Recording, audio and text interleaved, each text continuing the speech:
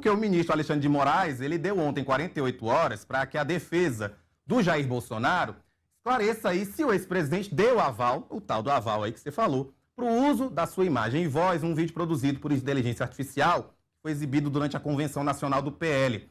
O evento, realizado no último fim de semana, confirmou a candidatura do Flávio ao Planalto. Condenado no caso da trama golpista, como a gente sabe, o Bolsonaro está cumprindo pena de 27 anos e 3 meses de prisão, atualmente em regime domiciliar humanitário. E nesse despacho, Moraes aponta que há 2 cenários possíveis.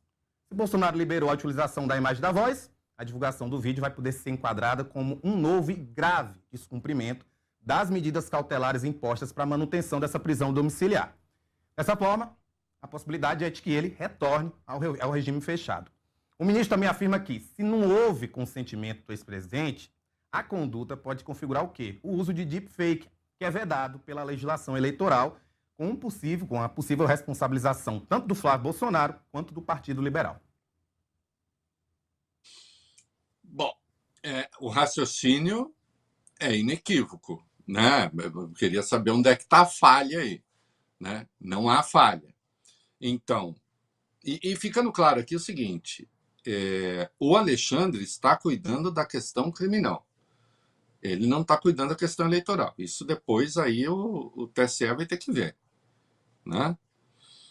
Se o Jair Bolsonaro autorizou, ele autorizou e desrespeitou mais uma vez a medida cautelar imposta pelo Alexandre de Moraes. Outra vez, os advogados do Bolsonaro vão dizer o quê? Olha, eu não sabia. Né? Ele não sabia. Então, Bolsonaro, por intermédio de seus advogados, diz, não sabia que o meu 01, Rafinha, ia me enganar de novo. Não? Isso já está começando a assumir dimensões bíblicas. Né? O pai sendo enganado o tempo todo. O que, meu filho, alguém acredita nisso? Eu não acredito. Né, que o Bolsonaro não soubesse. Assim como não acreditei no caso da carta.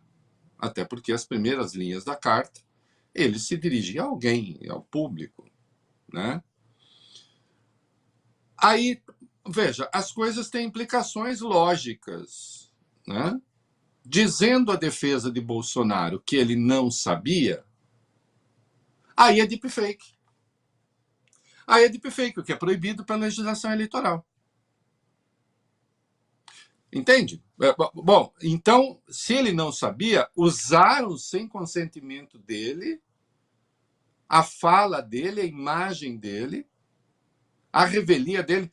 E olhe que nós vamos chegar lá, a resolução do TSE, mesmo quando é consentido o uso, a depender do que se faça, se considera deepfake.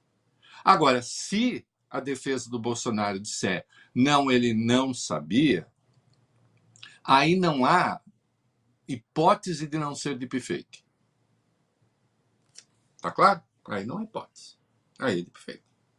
Usaram a imagem dele, a revelia dele, dando um texto que então também não é dele, pelo qual ele não pode responder.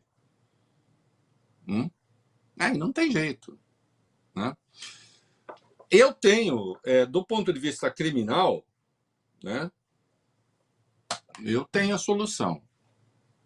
Viu, Rafinha? Porque eu sou uma pessoa caridosa, né? Não quero mal de ninguém. E acho que a gente tem de se precaver do mal.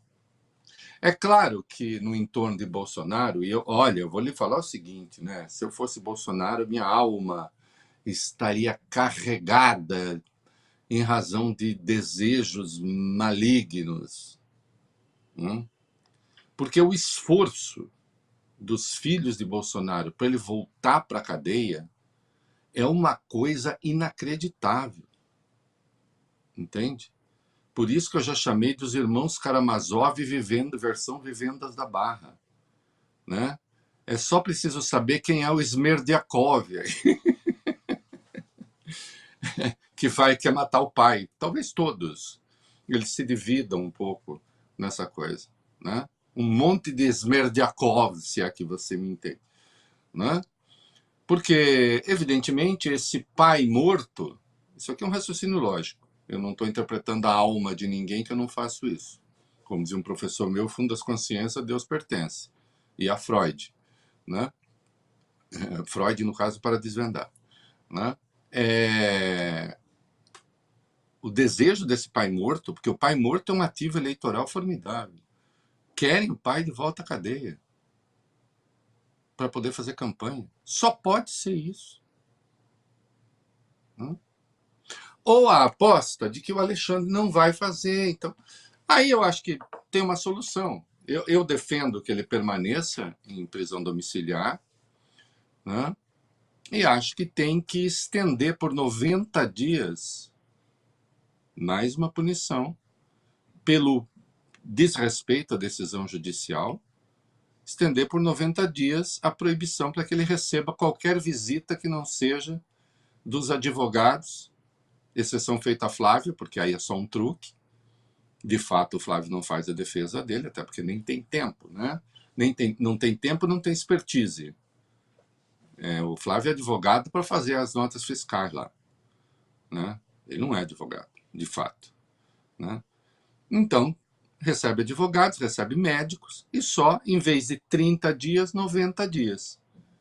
Que desrespeitaram a decisão judicial, bom, está na cara.